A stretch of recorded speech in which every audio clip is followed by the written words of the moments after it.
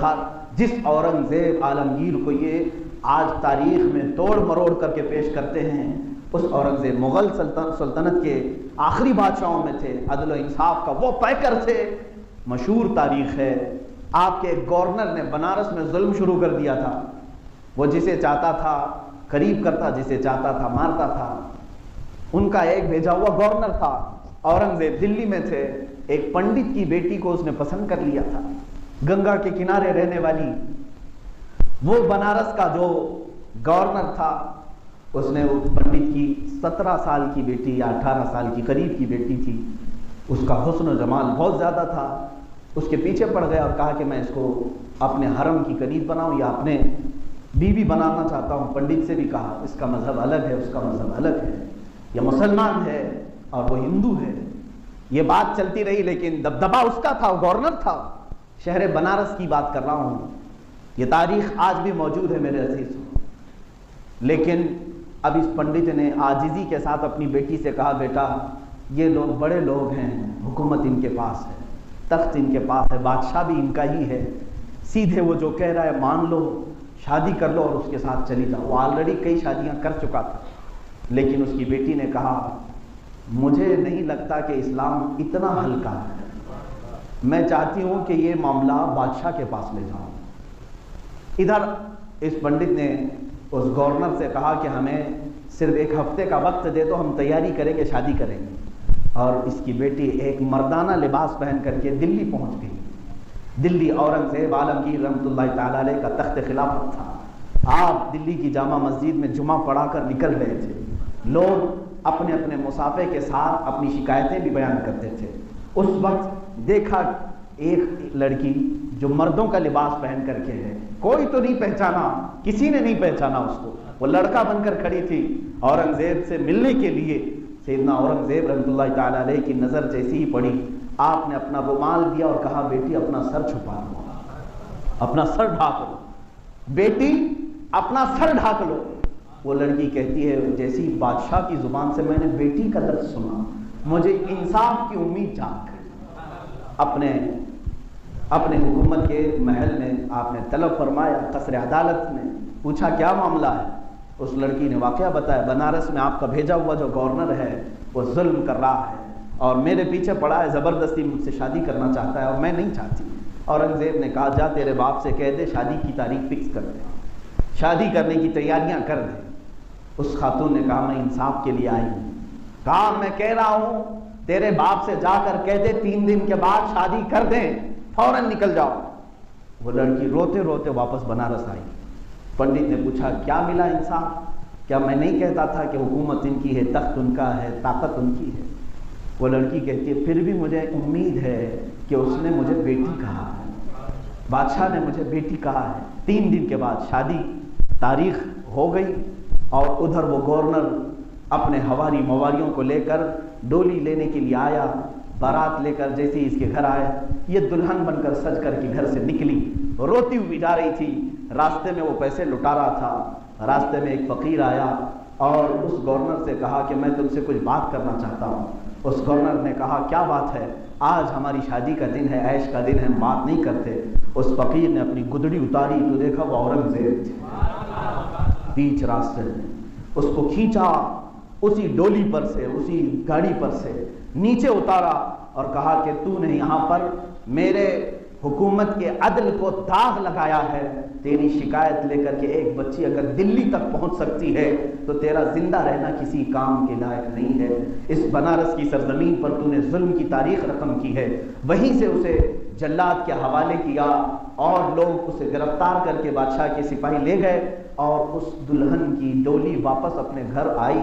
उसकी खुशी की इंतहा न थी और पंडित भी देखता रहा। औरंगजेब को उसने बुलाया। ये मैं आपको बता रहा हूँ हिंदुस्तान की तारीख, इंडिया की तारीख, भारत की तारीख। उसने बुलाया। ये मैं आपको बता रहा हूँ हिंदुस्तान की तारीख, इंडिया की तारीख, भारत की तारीख। उस पंडित ने अपने घर बुलाया। औरंगजेब तशरीफ लाए, आम लिबास में आए थे। जैसे ही घर में आए तो कहा कि मुझे एक मुसल्ला दे दो, मैं 2 रकात नमाज पढ़ना चाहता हूँ, एक कपड़ा, पाक कपड़ा दे दो।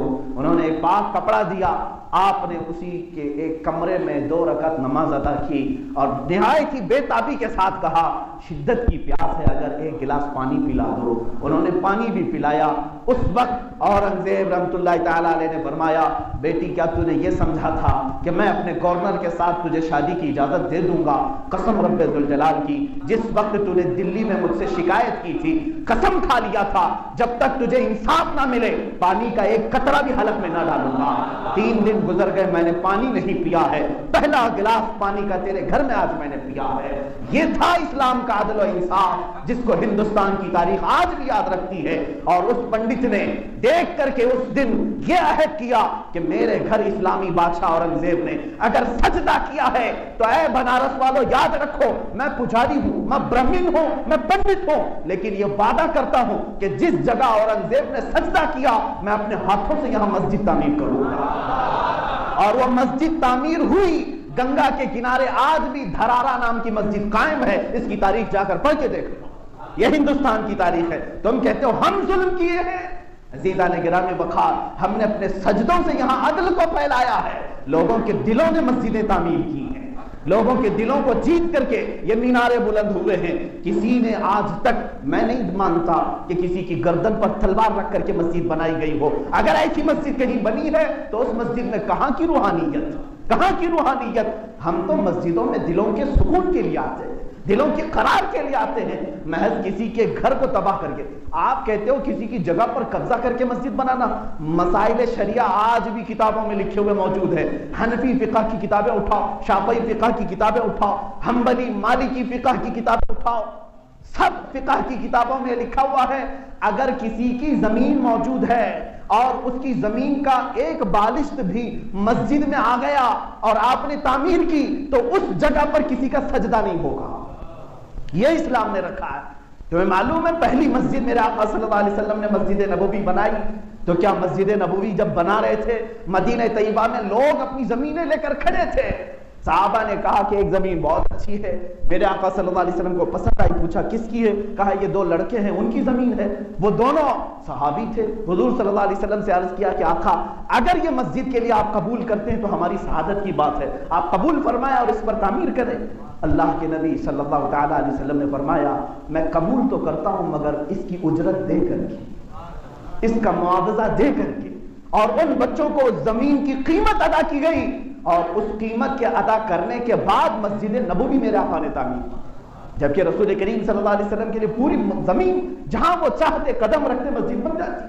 حضور صلی اللہ تعالی علیہ وسلم نے بھی یہ ہمیں تعلیم دیا کہ کسی کی ایک بالشت جگہ پر بھی غیر قانونی تم مسجد نہیں تعمیر کر سکتے۔ ابھی ترکی کی جس مسجد کو لے کر کے پوری دنیا میں بوال ہوا، مسجد آیا صوفیہ کے متعلق، یہ پوری دنیا میں وبال مچائے ہوئے ہیں اور کئی سیکولر کیڑے ایسے ہیں جن کو یہ بات ہضم نہیں ہو رہی کہ یہ مسجد کیسے بنا دیا، انہوں نے مسجد کیسے بنایا۔ تاریخ پڑھو ظالموں، تم صرف اور صرف انٹرنیٹ کی دنیا کے کیڑے بن کر رہ گئے، تمہیں تاریخ نہیں معلوم۔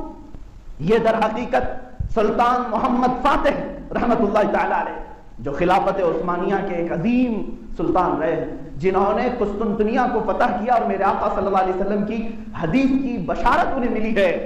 حضور صلی اللہ علیہ وسلم نے فرمایا جو سب سے پہلے قسطنطنیہ فتح کرے گا وہ جنتی ہوگا۔ سلطان محمد فاتح نے قسطنطنیہ یعنی استنبول فتح کیا۔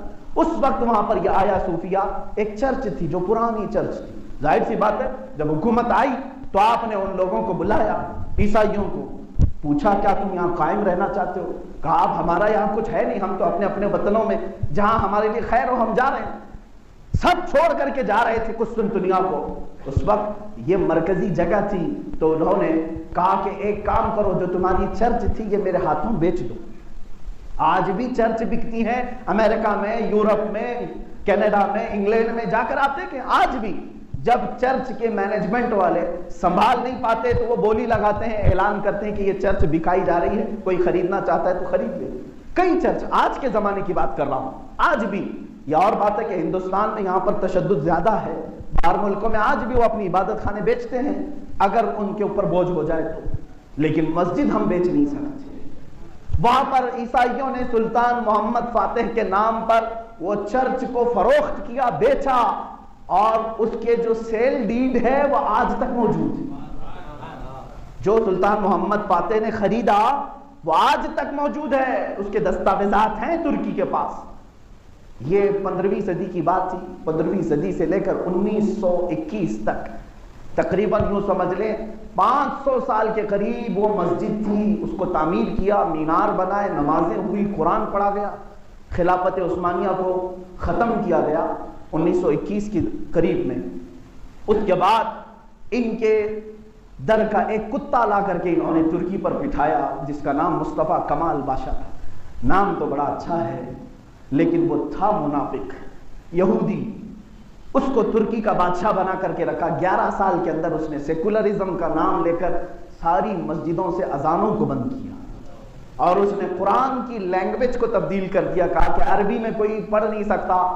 ترکی میں اس نے اتنا سیکولرزم کے نام پر ظلم کیا اور اس کے بعد یہ پابندی لگائی کہ جس کو قرآن پڑھنا ہوگا وہ ترکش لینگویج میں پڑھے گا۔ حجاب کو ختم، مدارس اسلامیہ نہیں چلیں گے، کہیں پر بھی مذہب کے نام پر کوئی بھی مدرسہ نہیں چل سکتا، علماء کو بند کیا گیا، قید کیا گیا۔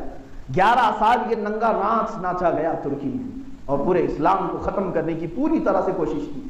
اسی زمانے میں اسی مصطفیٰ کمال باشا جس کو اتا ترک بھی کہتے ہیں، اس نے ہی یہ 500 سال سے موجود جو مسجد تھی سلطان محمد فاتح نے جس کو خرید کر کے مسجد بنایا تھا، اس ظالم نے اس کو بدل کر کے میوزیم کر دیا۔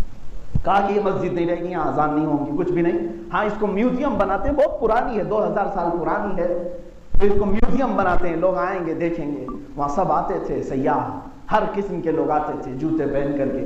اس مسجد کو 1934 غالباً 1934 سے لے کر کے ابھی 2020 تک روندا گیا ہے، اللہ کا نام بند کر کے رکھا گیا تھا، جو آلریڈی 500 سال تک اذانیں ہوئی ہیں جس میں، اور اس کو میوزیم میں رکھا گیا۔